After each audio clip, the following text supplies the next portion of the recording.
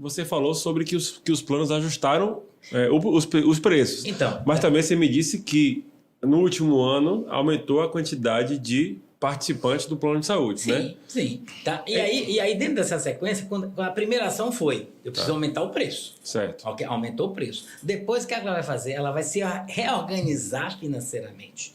Tá? Ela se organiza, ela se reposiciona. Aí ela começa a trabalhar firmemente aonde? Revisão de rede credenciada, renegociação com hospitais, controle de autorizações e programas de gestão. Né? Essas foram as principais aí. Ora, você tem contra isso o quê? Uma mudança demográfica, Paulinho comentou comigo aqui no início, sobre a questão dos idosos. Como é que você faz isso? Né? Com aquilo que já é automático no mercado, que são as questões de faixa etária, né? E aí você vai caindo, né? Fazendo gestão, e aí você tem de novo a IA botando para quebrar para fazer isso. Ora, quando você tem uma sinistralidade adequada, tá? Significa que você tem um equilíbrio de receita, você melhora o resultado operacional e você tem mais estabilidade e queda de preço. Então, o mercado até emocionalmente ele fica mais calmo, né? E você começa a ter mais perspectiva. Então, depois do aumento, o preço reduziu novamente.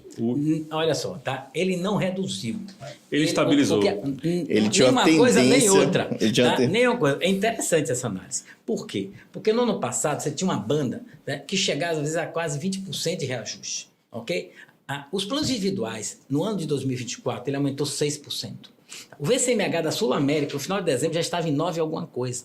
Há muitos e muitos anos que não chegava uma proximidade tão grande entre o reajuste individual e do empresarial. A perspectiva, pelo que eu tenho estudado, para 2026 é de entre 9% e 12%. Na inflação mundial, que é 10%. Tá? Então você tem, o governo vai continuar puxando, né? Hoje a ANS tem uma forte presença do próprio Estado hoje dentro do PT, né? E aí você vai ter uma pressão mais ainda para esse seja baixo. É uma maquiagem, porque a inflação médica mundial é 10, então quando você está caindo e a perspectiva é 5, há uma maquiagem e uma pressão para que esses números se reduzam. Ela não é verdadeira.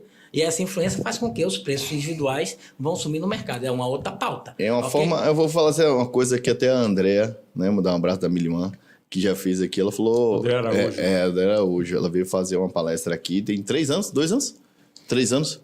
2 anos. 2 anos. 2024. Ela veio falar aqui, ela falou uma coisa bem interessante sobre isso, né? Que é justamente essa fórmula de cálculo não é uma forma de cálculo, digamos, precisa e adequada para esse tipo de análise, né? Em termos de sustentabilidade dentro de operações de saúde, né? Então, eu acho que nesse caso é isso.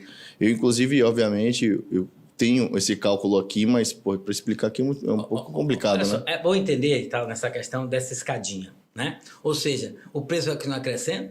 Sim, mas crescendo numa velocidade onde o seu orçamento consumidor, tá, ele começa a ficar mais adequado, ok? Porque essa escala muda. É claro que você tem que ter atenção na compra para poder não ter um orçamento para agora e depois a mudança de faixa etária atrapalhar. Porque, lembrando que são 10 faixas etárias para quem não tem produtos grandes empresariais com mais de 100 vidas, onde você vai ter um reajuste por faixa etária de 4 em 4 anos, ok? Isso faz com que haja saltos, ok? Mas, na parte base, que é o reajuste anual, ele, em 2026, ele vai crescer numa calmaria, né? É diferente da agressividade de planos anteriores. Claro, certo? Quando a gente estava conversando aqui, Paulo, mas Gelásio, por que você quer separar o individual da adesão empresarial? Eu tenho que separar, sabe por quê? Porque quando eu falo nesses percentuais, eu estou falando daquilo que o mercado hoje mais compra, que é o plano para pequena e média empresa, o SPG, como o Bradesco chama, ok? Então, essa faixa que mais compra hoje, mais o empresário de grande porte, representa o quê? Certo? 70% do mercado. É o que mais cresce. Entendeu? E dentro do coletivo é o maior equilíbrio, na verdade, nos reajustes, né? Você tem um individual, obviamente, sempre trazendo para baixo, como até o Gelásio falou. A gente pode até começar a citar números aqui, né, de perspectivas. Eu acredito muito que vai ser realmente abaixo de 6%. Não acredito que vai ser também... eu acho que deve chegar aí de 5,5% a 6%. 5 e uns quebrados. Acima de 5,5%. Acima de 5,5%. Pelo menos as fontes onde eu pesquisei realmente convencem que acho que vai chegar nesse número. Então, em termos de perspectiva em relação a 2025, eu acredito que seja melhor, né?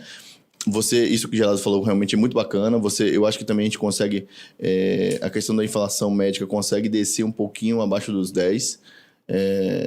Isso também é uma coisa bem interessante.